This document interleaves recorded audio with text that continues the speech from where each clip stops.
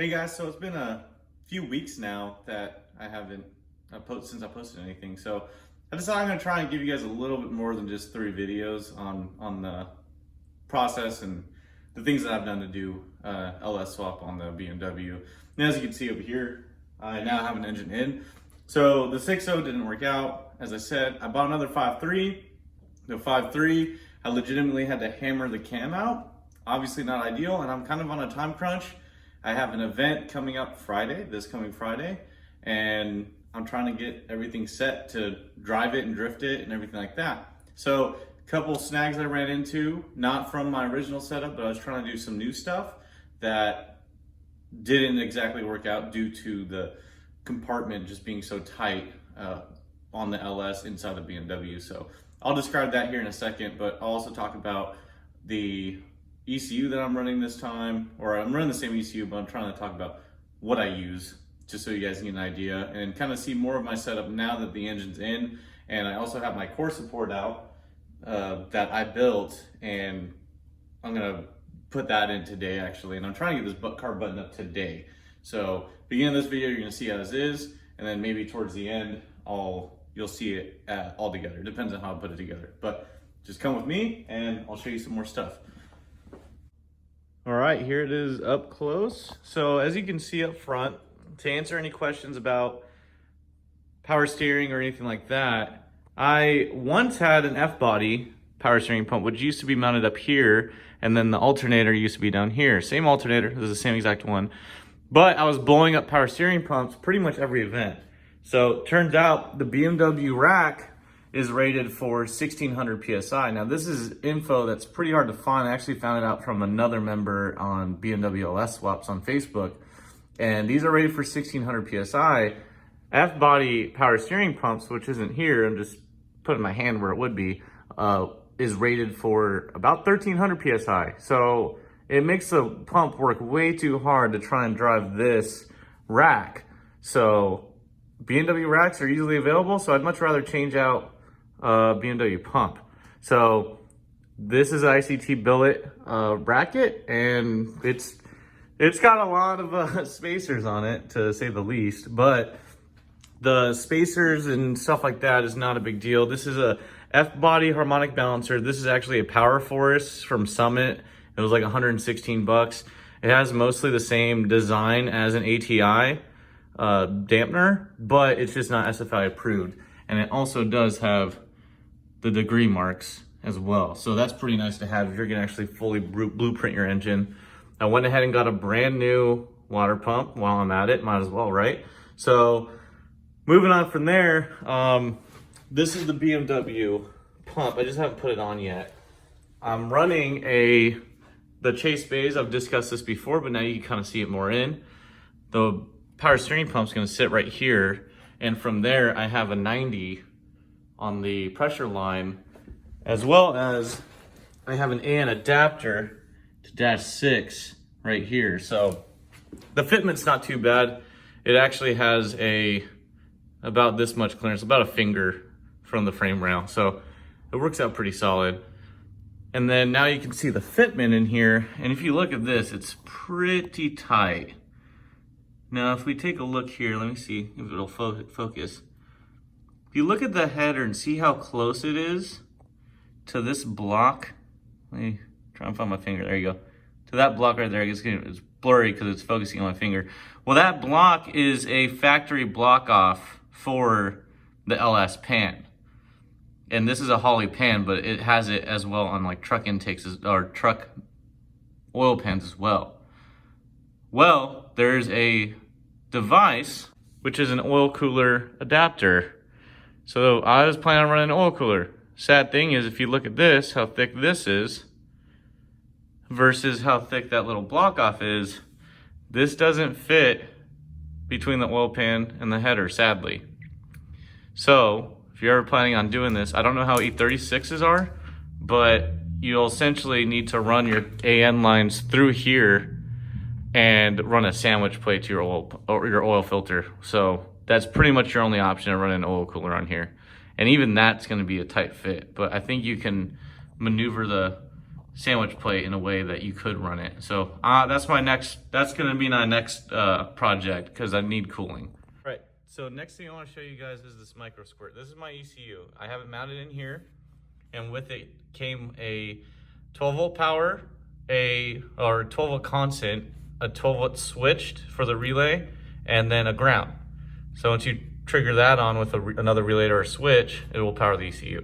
And it's a very simple setup. It just has throttle position, it has coolant back here, it has an IIT, which is right here, and then a crank sensor, and then obviously your normal coil harness plugins and your injectors.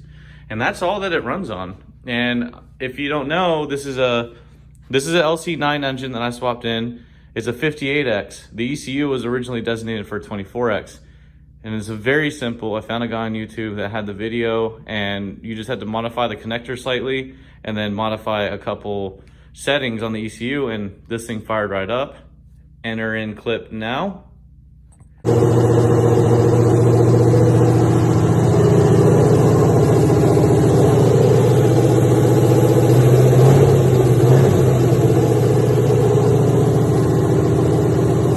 So another thing I get a lot of questions on recently, this old dipstick too, and I absolutely love this thing.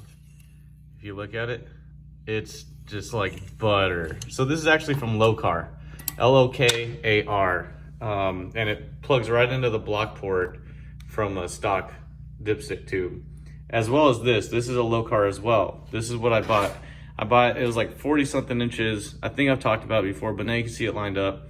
And I just made some random, like I welded some random bracket. This came off a dash for a 240SX or something like that. And I just kind of made it work. Kind of janky, but I mean, it's solid, it's welded, painted to prevent rust, and it works.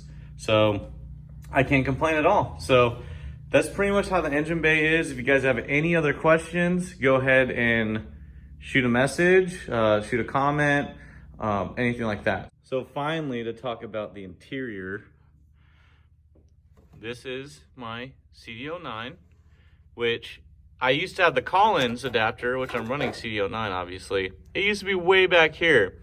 This is the Collins, or not the Collins. It used to be way back here. This is the serial 9. And obviously you have the adjustment, which I just put the engine in like a few days ago, so it's still loose, but you can put it wherever you want. And then it's just Allen's to tighten it up. So that's nice, but if you also listen to this thing has the best shifting for a just normal shift setup that you can get. Short throw, reverse lockout. I can't do it right now because this isn't tightened up, but it's a great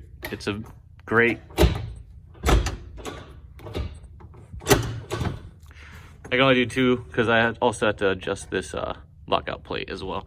But it lines up great and it's solid. So down here, now ignore the welds because I had a flux core welder at the time and that's all I could work with at the track.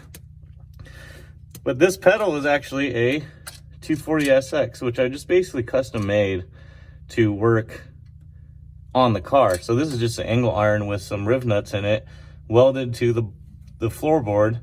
And then this is a 240SX pedal, and it's worked out for me great. The reason I did that, this car used to be auto and had, if you look down here, they had the plastic throttle pedal and it broke before I even drifted it. So I had to come up with something, and that's the best way I could think of. So if anyone asks, that's what I'm running, because I'm also running throttle by cable as well.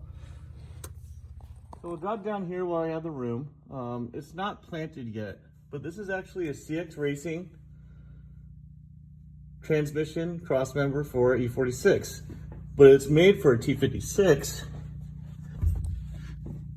But if you see here, I need to adjust it because there's no bolt on one side. I just threw this in so I could pull it out of the garage. But you see how the lines or the holes are kind of lining up now? All I did, and then let's see if I can move it.